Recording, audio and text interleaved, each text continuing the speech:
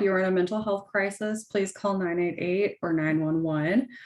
If you do have a primary therapist or psychiatrist that is able to help you in the middle of a crisis, you are more than able to call them as well. So everyone's affected by mental health. I really feel like that's a huge thing that we don't really physically see, so people tend to ignore it.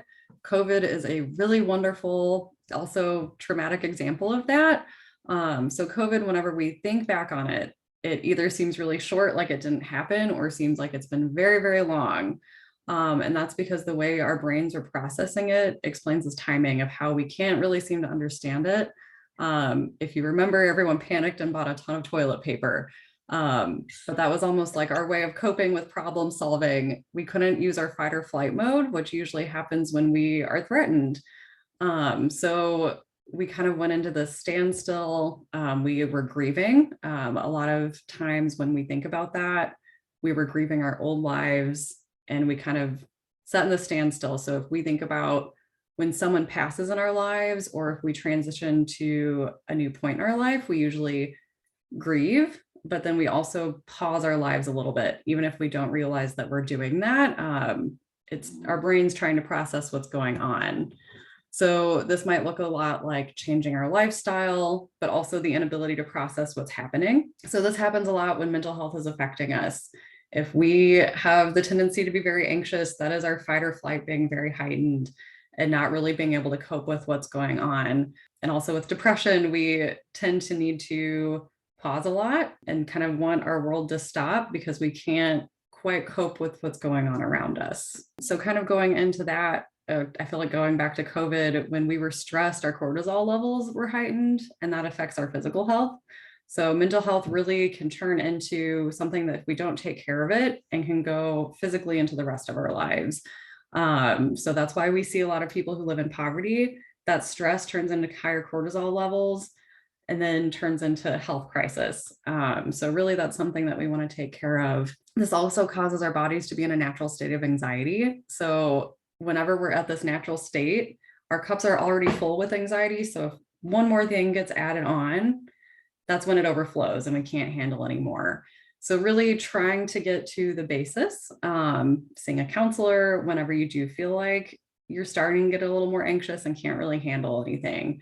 That is really helpful to start noticing those patterns. And then going into depression. So depression and anxiety are very similar to each other. A lot of times medication will help with depression and anxiety. If you're taking a medication for that, it's probably helping a little bit with both. Depression isn't really sadness or anger. It can be a lack of feeling.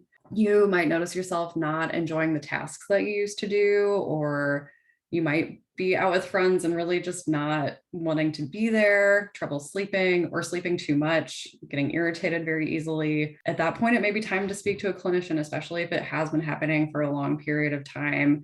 One of my screening questions during counseling is usually like, are you sleeping at night? Do you find it hard to get out of bed in the morning? What is your day like? Do you enjoy it? So usually if somebody has answered those questions multiple times for multiple months in a way that is showing me that they're not really feeling emotions during the day, that's a sign that medication might be an option, or more intense therapy might be a better option. And then I'm going to go ahead and stop sharing and share this video. I had a black dog. His name was Depression. Whenever the black dog made an appearance, I felt empty and life just seemed to slow down. He could surprise me with a visit for no reason or occasion. The black dog made me look and feel older than my years. When the rest of the world seemed to be enjoying life, I could only see it through the black dog. Activities that usually brought me pleasure suddenly ceased to. He liked to ruin my appetite. He chewed up my memory and my ability to concentrate. Doing anything or going anywhere with the black dog required superhuman strength. At social occasions, he'd sniff out what confidence I had and chase it away. My biggest fear was being found out. I worried that people would judge me. Because of the shame and stigma of the black dog, I was constantly worried that I'd be found out. So I invested vast amounts of energy into covering him up, keeping up an emotional lie is exhausting. Black Dog could make me think and say negative things. He could make me irritable and difficult to be around. He would take my love and bury my intimacy. He loved nothing more than to wake me up with highly repetitive and negative thinking. He also liked to remind me how exhausted I was going to be the next day. Having a black dog in your life isn't so much about feeling a bit down, sad or blue. At its worst, it's about being devoid of feeling altogether. As I got older, the black dog got bigger and he started hanging around all the time. I'd chase him off with whatever I thought might send him running. But more often than not, he'd come out on top. Going down became easier than getting up again. So I became rather good at self-medication, which never really helped. Eventually, I felt totally isolated from everything and everyone. The black dog had finally succeeded in hijacking my life. When you lose all joy in life, you can begin to question what the point of it is. Thankfully, this was the time that I sought professional help. This was my first step towards recovery and a major turning point in my life. I learned that it doesn't matter who you are, the black dog affects millions and millions of people. It is an equal opportunity mongrel. I also learned that there was no silver bullet or magic pill. Medication can help some, and others might need a different approach altogether.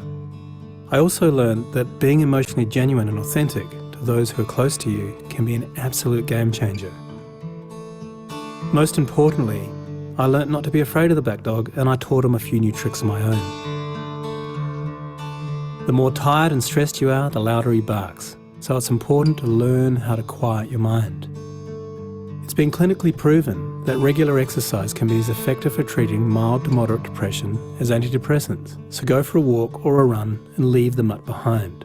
Keep a mood journal. Getting your thoughts on paper can be cathartic and often insightful.